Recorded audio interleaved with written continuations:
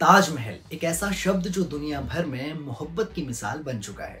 इस सफेद संगमरमर के महल को देखकर हर किसी के दिल में एक ही सवाल उठता है, क्या ये सच में शाहकार है जो शाहजहां ने मुमताज महल के लिए बनवाया था, या इसकी असल कहानी कुछ और है। चलिए इस वीडियो में आपको बताते हैं कुछ दिलचस्प जानकारी।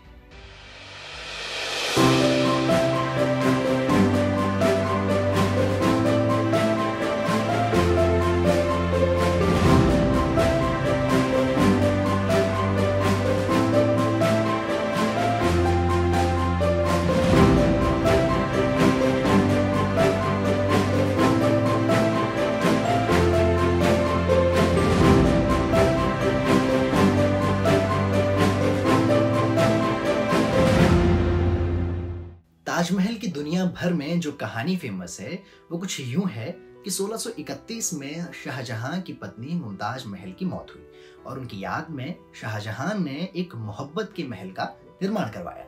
इसकी निर्माण प्रक्रिया 1632 में शुरू हुई और लगभग 22 सालों बाद 1653 में ये तैयार हुआ। इसमें करीब 20,000 मजदूर और कारीगरों ने काम किया।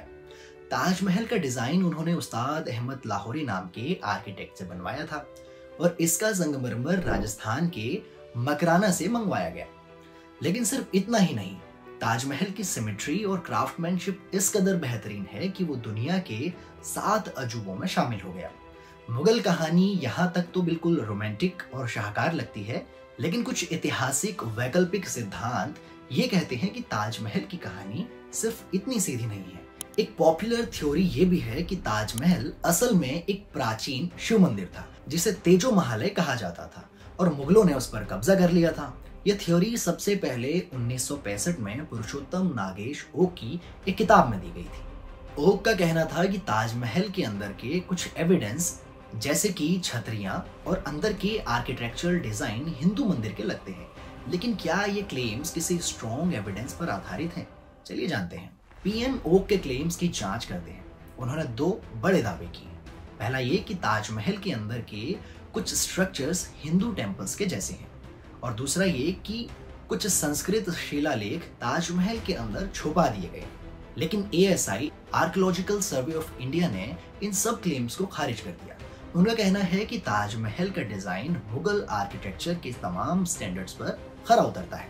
संस्कृत शिलालेख का कोई सबूत नहीं मिला है और ताजमहल के संगमरमर और डिजाइन मुगलों की शैली से मिलते हैं। एक और एविडेंस जो मुगल कहानी को सपोर्ट करता है वो ये है कि उन रिकॉर्ड्स का होना जो ताजमहल बनवाने के दौरान मेंटेन किए गए थे।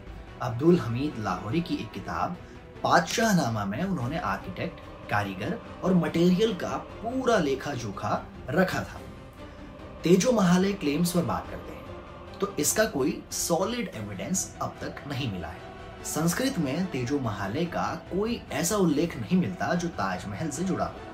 इस थ्योरी को ज्यादातर समय प्रचारक थ्योरीज के तौर पर देखा गया, मसलन एक्सपर्ट्स ने इसे रिजेक्ट किया है। तो क्या ताजमहल एक हिंदू मंदिर था या ये मुगलों का एक मोहब्बत का तोहफा है? सच तो ये है कि जो एविडेंस अवेलेबल हैं वो मुगल कहानी को सपोर्ट करते हैं, लेकिन मिथ्स और थ्योरीज हमेशा लोगों की इमेजिनेशन को भड़काते हैं। इसलिए हम आपसे कहते हैं जो भी मानेंगे रिसर्च जरूर करें।